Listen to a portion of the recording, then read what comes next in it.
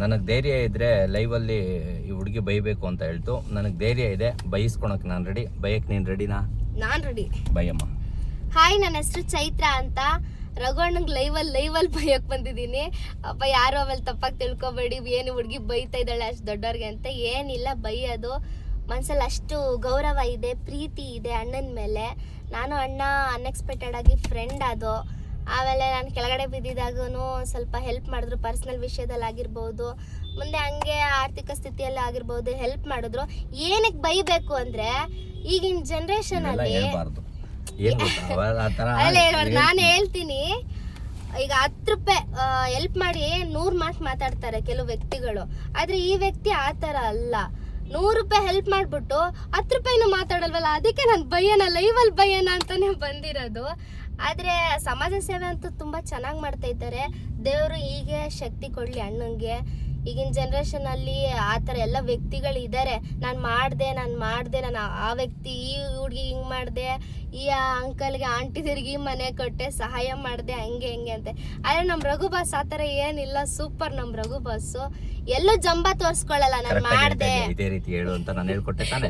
ಇಲ್ಲ ನಾನು ನಿಜ ಫ್ಯಾಕ್ಟ್ ಏನಿದೆಯೋ ಆ ವಿಷಯ ನಾ ಪರಿಚಯ ಆದಾಗಿಂದ ಏನ್ ನಮ್ಗೆ ಹೆಲ್ಪ್ ಮಾಡಿದ್ರು ಅದೆಲ್ಲ ನಾನಿವತ್ತು ಲೈವಲ್ಲಿ ಹೇಳ್ತಾ ಇದ್ದೀನಿ ಅಷ್ಟೇ. ಇದೇ ಕಾರಣ ಬೈಯೋದು ಉದ್ದೇಶ. ಮಾಡಿದೆಲ್ಲರ ಸ್ವಲ್ಪ ಜಾಸ್ತಿ ಎಲ್ಲ ನುಂಗ್ತಾನೆ ಇದ್ರೆ ನೀನ್ ಎಲ್ಲಿ ಕಾಣೋದು ಅಂತ ಹೇಳೋದಷ್ಟೇ, ಇನ್ನೆಂತ ಏನಿಲ್ಲ. ಬಾಯ್ ಅಣ್ಣಗೆ. ದಯವಿಟ್ಟು ಸ್ನೇಹಿತರೆ, ನಾವೇನು ಮಾಡಿಲ್ಲ, ಸುಮ್ನೆ ಹೇಳ್ಕೊಟ್ಟೆ ಈ ತರ ಹೇಳಮ್ಮ ಅಂತ. ಅದಕ್ಕೆ ಹೇಳ್ತಾ ಇರೋದು. ಪಾಪ ನಡ್ಕೊಂಡು ಬರ್ತಾ ಇತ್ತು ಕಾಲೇಜಿಗೆ. ಇಲ್ಲಿ ಅದು ಒಂದು ಉದಾಹರಣೆ ಇವತ್ತು ಹೇಳ್ತೀನಿ. ಉದಾಹರಣೆ ಏನು ಮಾಡಲ್ಲ ಅಂದ್ರಲ್ಲ, ಬಸ್ ಬೇರೆ ಬರ್ಲಿಲ್ಲ ನಮ್ಗೆ. ನಾನು ನಡ್ಕೊಂಡು ಬರ್ತಾ ಇದ್ದೆ. ಆಗ ನಾನು ಕಾಲೇಜ್ಗೆ ಬಸ್ಸಲ್ಲಿ ಬರ್ತಿದ್ದೆ, ಅದು ಬಿಟ್ರೆ ಆಟೋದಲ್ಲಿ ಬಂದಿದ್ದೀನಿ. ಫಾರ್ ದ ಫಸ್ಟ್ ಟೈಮ್ ಅಣ್ಣನ ಕಾರಲ್ಲೇ, ಅದು ಕಾಲೇಜ್ ಮುಂದೆನೆ ಬಿಟ್ಟಿದ್ದಾರೆ. ಅದನ್ನು ತುಂಬಾ ಖುಷಿ ಆಯ್ತು. ಆ ವಿಷಯನೂ ಹೇಳ್ಕೊಳಲ್ಲ ಅಂತ ಅಣ್ಣ, ಅದೇ ಬೇಜಾರು. ಅದಕ್ಕೆ ಬೈಬೇಕು ಅನ್ನೋದು. ನಿನಗೆ ಸಹಾಯ ಮಾಡಿದೀವಿ, ಮಾಡಿಲ್ದೇ ಇರೋದನ್ನ ಸುಮ್ನೆ ಎಲ್ಲಾರ್ಗು ಇಲ್ಲಿ ಬಿಲ್ಡಪ್ ತೋರ್ಸ್ಕೊಳೋದಕ್ಕೆ ಮಾಡ್ದೆ ಅಂತ ಹೇಳ್ಬಾರ್ದಂಗೆಲ್ಲ. ಬಿಲ್ಡಪ್ ನೋಡವಾ, ಒಂದ್ ಹೇಳ್ತೀನಿ ಕೇಳವಾ, ಮಾಡಿರೋದನ್ನ ತೋರ್ಸ್ಕೊಂಬಾರ್ದು ಒಂದು. ಆಮೇಲೆ ನಾನೇನು ನಿನಗ್ ಮಾಡಿಲ್ಲ, ನಾನ್ ನಿನಗೆ ಹೇಳು ಅಂತ ನೀನ್ ಹೇಳ್ತಾ ಇದೀಯ. ಸುಮ್ನೆ ನೋಡು, ಜನ ತಪ್ಪಾಗಿ ತಿಳ್ಕೊಂತಾರ, ಅವೆಲ್ಲ ಹೇಳ್ಬಾರ್ದು. ಏನಾರ ಮಾಡಿರೋದಕ್ಕೆ ತಾನೇ ಅಪ್ಪ ನಾವ್ ಹೇಳ್ತೀವಿ. ಏನು ಮಾಡುದಿಲ್ಲ ಅಂದಿದ್ರೆ ನಾನು ಇಲ್ಲಿ ಬರೋ ಅವಶ್ಯಕತೆನೂ ಇರ್ತಿರ್ಲಿಲ್ಲ, ಏನಿಲ್ಲ. ನೀವು ಸಹಾಯ ಮಾಡಿ ಫ್ರೆಂಡ್ ಆಗಿ ನಮ್ಗೆ ಒಂದು ಅಣ್ಣ ತರ ಎಲ್ಲಾನು ಬ್ಯಾಕ್ ಬೋನ್ ಆಗಿ ನಿಂತಿರೋದಕ್ಕೆ ತಾನೇ ನಾವು ಇವತ್ತು ಲೈವಲ್ಲಿ ಹೇಳ್ತಾ ಇರೋದು. ಕಂಟೆಂಟ್ ಆಗಿದ್ರೆ ಅಲ್ಲಿ ಇಷ್ಟೊತ್ತಿಗಾಲೇ ಆಗ್ಬಿಟ್ಟಿರೋದು. ಏನಿಲ್ಲ,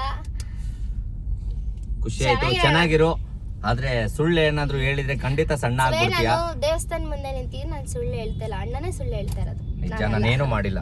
ದಯವಿಟ್ಟು ನಾನೇನು ಮಾಡಿಲ್ಲ. ಈ ಹುಡುಗಿ ಸುಳ್ಳು ಹೇಳ್ತಾ ಐತೆ. ನಿಜವಾಗ್ಲೂ ಸುಳ್ಳು ಹೇಳ್ತೀನಿ, ಬೇಗ ಸಣ್ಣ ಆಗ್ಬೇಕಷ್ಟೇ ನೀನು. ಇಲ್ಲ ನಿಜ ಹೇಳಿ ನಾನು ಹಿಂಗೆ ಹೇಳ್ತೀನಿ. ಗುಂಡಕ್ಕೆ ಸುಳ್ಳು ಹೇಳಿ ಸಣ್ಣ ಆಗಲ್ಲ ನಾನು.